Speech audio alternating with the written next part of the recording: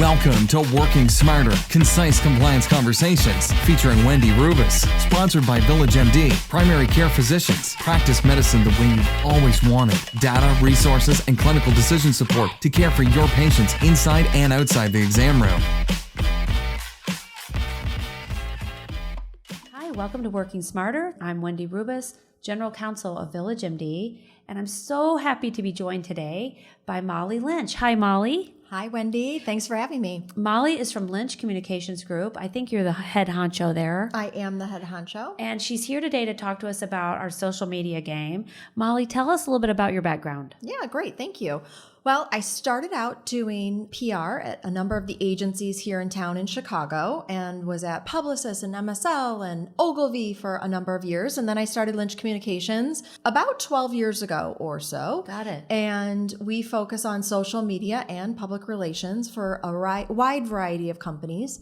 And then I also teach PR, writing for advertising and public relations at DePaul University. Wow. And then I developed social media curriculum for them as well. How great. Okay, good. So you're the perfect guide to help us with our social media game. The thing is, I think that a lot of our listeners are physician practice, primary care physicians, and their practice managers and their office staff, and they may not understand, and I would, I guess, include myself in this a little, what is the deal with social media? Why should they be thinking about it, and why is it important?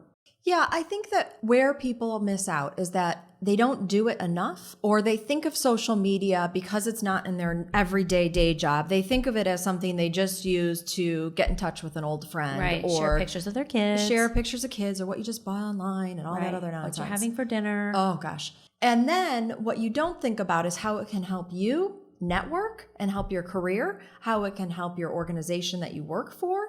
Yeah. And how can help potentially, if we like him or her, your boss. Right. So that's a lot of what we're going to talk about today. We're going to put the personal stuff aside. So we're going to put the dinner aside.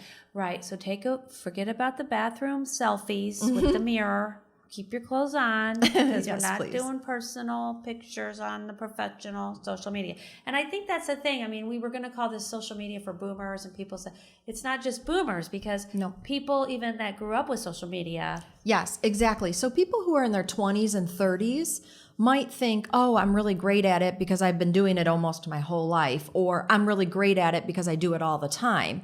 But the reality is you're just sharing potentially things that are just about your personal life, your vacation, your plans, etc., your dog. And what we need you to be sharing about is your company and helping build that awareness, which in turn is going to help you and help you in the long run as well. So what would you tell folks is basically the keys to success? First thing that I try to remind people about is that social media is all about being social and having a conversation. So you want to engage with people, you want to share material out there, and that's a better way to get your messages out there. So, you don't just use it as a megaphone, try to think of it as a two-way street. And just the same way, if you see something, maybe a colleague or somebody within the industry writing about something really compelling or interesting, engage back. Don't just take a look at their tweet or don't just take a look at their post. Engage back. Comment on why it's important. Share what you agree with or not. Also with being social, again, as we've said, have a conversation. You want to be authentic. You want to be human here. Yeah, I keep hearing about this authenticity deal. Right. And, which is not intuitive for lawyers. We don't like to be authentic. Really? Well, we like to be formal and, appropriate. Well, I still want you to be formal and I still want you to be appropriate, but it doesn't mean you can't be real and you can't be honest. So that's the difference there. I think people understand no one's, perfect and on all the time. Yeah. But, with social and particularly as you're trying to build up a profile that shows you from a professional side more, it is important to show, some interesting posts about you, but also some professional What ones. if hypothetically, and this is just asking for a friend, Molly, what if you're kind of a nerd and you think like CMS regulations are cool? I don't think just you have hypothetically. to, but let's just say maybe those regulations are 1 in 5 posts. Okay. Right? So it's, sandwich the CMS with some lot of interesting content. Yeah. Your really boring regulations and then back to more interesting Right. Got content it. again. Got it. Also, because you don't want to lose people who are following you. You've said to me before that you have 500 followers on Twitter, which is incredible. They're not but they're not all interested ever in at that. responding to my posts ever. Well, we're going to get into that. We're going to show some examples of posts that work and posts that don't. I think that would be great. Yeah. And I think that would be helpful to our listeners too, who are maybe, if they're my youthful working age. on your profile and whatnot. Yes. So what else would you, just high level, if you remember nothing else, would you tell folks about? And then the other thing is, don't just throw everything out there. This is not information dumping. This is not throw everything up on the wall and see what sticks. Be a little bit choosy. Judicious. About what you share, particularly with Facebook and Instagram, where you shouldn't be posting a ton, right? Once a day max. Okay. So if you want to share more, Twitter is a good channel for you. Got it. Okay, good. So let's move into the channels, because I think what I've learned from a short experience on Reddit, that was a disaster, I've learned that there's a personality and a tone to different channels. So what can you tell us about, we'll go through this at a high level, and then we'll go through each one in more detail. Great. So just real high level here with LinkedIn, you really want to have your full profile. Think of this as your very professional channel. This is almost like an online resume, I've heard it called. So you want to build it out. You want to have a profile. We'll get into more of that. Facebook, one thing, we want to really remember is There's so much bad information about Facebook. I know. I have to admit, I deleted the Facebook app, and I just am not sure what to think of it all. Right. So unfortunately, I tell people you can't walk away from it. It's the world's biggest network. Mark Zuckerberg is not on our list of welcome guests, although if he begged, we would consider it. I would consider him. Yeah, maybe. But you do want to work on your privacy settings and check those out every 3 to 4 months. So we're going to talk a little bit more about that. And then we want to have just posting regularly, some kind of almost regular cadence with how often you post. Okay, got it. Facebook, Instagram. Otherwise, it's like dormant. People forget about you. And they forget about you and they walk away from you, and it's harder to get in people's feeds. So just remember that. And then also, if this is overwhelming to you, you're brand new to most of these, then I recommend picking one channel that you really want to stick to for a while, getting comfortable there, and then running to the others. Got it. Walk before you run. Right. And these are the main ones, obviously: Instagram, Twitter, LinkedIn, Facebook, notably not Reddit, not TikTok. Thank you. Snapchat. Okay. Got it. So let's go through an example. Because I think that's usually helpful Examples for are great. people. We've got a screenshot of my actual LinkedIn, which So here's some is a things that sort you're of doing disaster. It's actually cringing me to even look at this right now, but please. Right. So it's not all terrible. There's some good things. You've got your name right. Okay. Yay. Points for the name. You got your photo. Here's what we need to fix though. Okay. Above your photo, your profile, is Yeah. the longer headline image. We need to actually be It putting a real looks like image. a constellation. Yeah. Looks like you're really into I don't astronomy, know if but that's that's just what LinkedIn LinkedIn's put generic. on there. Yeah, it's Oh, their okay. generic image. So what you need to do is fill that with an actual image. A little bit further down in your about section, really important just to write 2 to 3 short, quick sentences about who you are and what you do. Okay. If you are somebody who is maybe a results-driven person, a salesperson, or maybe you're an award-winning physician, I would put that in my about section. Right.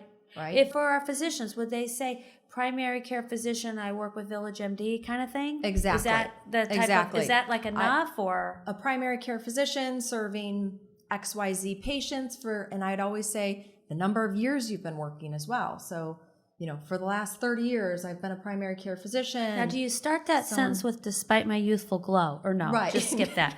No, Okay. you can skip that. Okay.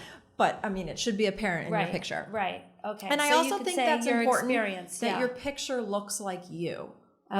Right? So Yeah. a professional looking photo. I like that you have a jacket on here. I see way too many, 20s, 30s, people with shoulders bared out on Don't LinkedIn. show those shoulders. Don't show your shoulders. Men Please put or them women. away. Mostly it's usually women. But It's usually women. If you're a man, cover up a little bit for And your LinkedIn. Right. LinkedIn, think of it as your online resume, so clean it up a bit.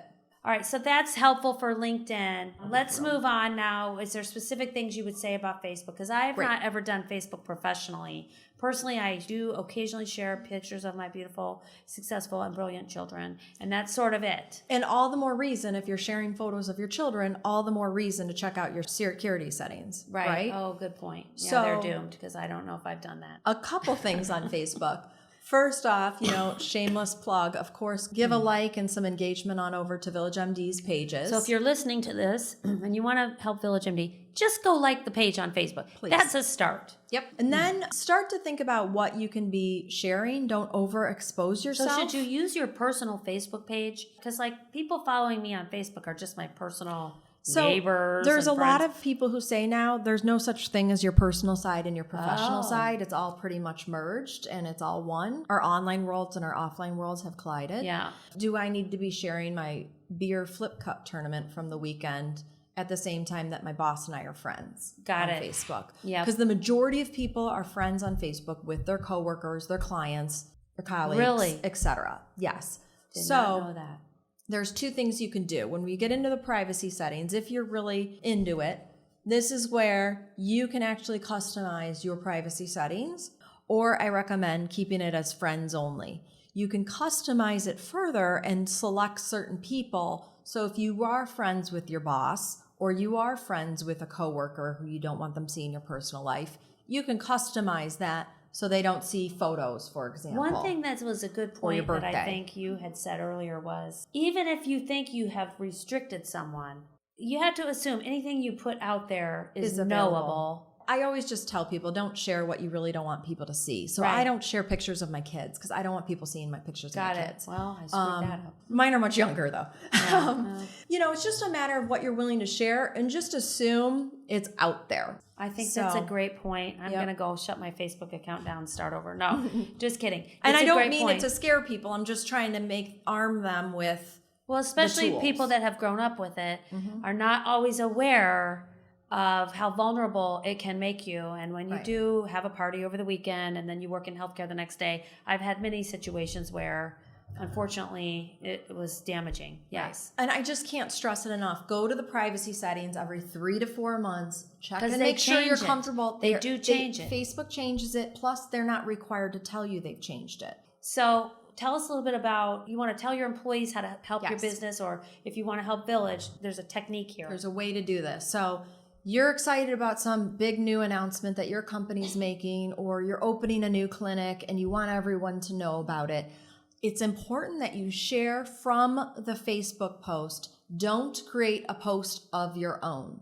So when you're on Facebook, take the Facebook post from Village MD or from the clinic that you're excited about and hit share over to your page so that then they're seeing the post from the brand. So you're directing them to the Village MD page, and hopefully they'll share follow from there. And then maybe like that, and then rather than sharing, for example, the news release or something else, share the Facebook post. I never knew that, because I always think it's good to go to the actual source.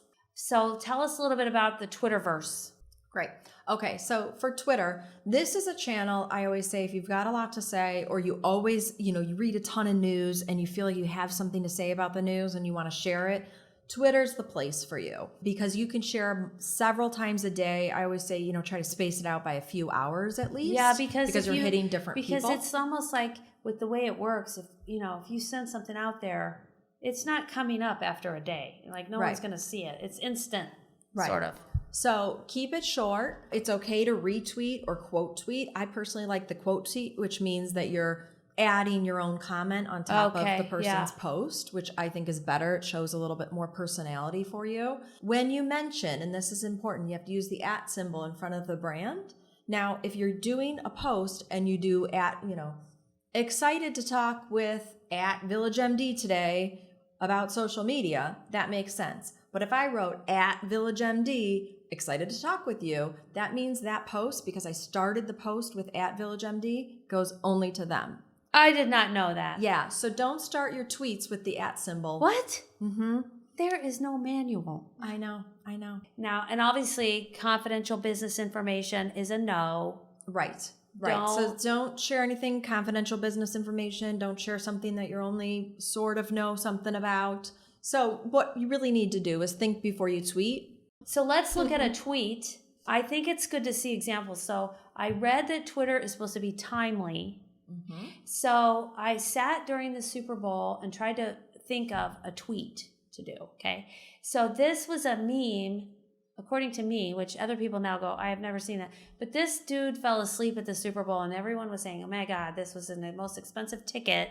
Yeah. Okay? I mean, I love this guy. I love this photo. This tweet, I like where your head was going. Well, look and see at the bottom, the heart. You can see how many people interacted with my tweet. 0. And I had a bunch of teenagers at my house for the Super Bowl, and I asked them, do you think this is a good tweet? And now I know they were pranking me, and they were like, yeah. Later, they now laugh. And then when I showed it to Janessa, she just sort of laughed and mumbled something and left my office. She did not even like it, okay? So what is wrong with this tweet? Okay, so there's a few things. I honestly, again, this is funny and your idea is right. You're taking something that's funny. It's in the right time during the Super Bowl. This is happening during the Super Bowl. What went wrong here is, one thing is the hashtag. We love Super Bowl hashtags. Nap. During the Super Bowl, hashtag Super Bowl was trending. Hashtag Super Bowl 2020 was trending. A lot of different Super Bowl ones were trending. Super Bowl nap was not trending. Right, I made that up. Yeah. So maybe it's important to say, what does the hashtag figure do? out what is your the hashtag purpose is of doing. it? There's 2 mistakes with hashtags that people make. One is they hashtag a singular word on Twitter, not necessary. 2 is they try to hashtag an entire sentence. Cool. But the reason why you do hashtags is because people are going to be searching by hashtag. Okay. So think of it that way of, well, no one would ever think to search through that way. No. So if you think of it as that workaround. It's not the time to invent something. Those are some good tips on how to not be lame on Twitter. Right. We could go on for days on that. We could. So it's important. The main message here is, it's if you are a physician, if you run the practice, you need to get into the social media game. Start simple. There are rules. Mm-hmm. There are mores and whatnot. Walk before you run. Start with one channel. Get comfortable on that channel. Right. Don't do anything regrettable. Right. But don't be afraid to be yourself, and a little bit. I always tell people, unless you're a terrible person, and then don't be yourself. Do you want everybody to see your post? Do you want your mom to see your post, your boss to see your post, right. your Good point. ex-boyfriend to see your post? Assume it's on a billboard. Yeah. Right. So I think we covered a lot, but the other thing is there's the Village MD cheat sheet if you wanted to use that.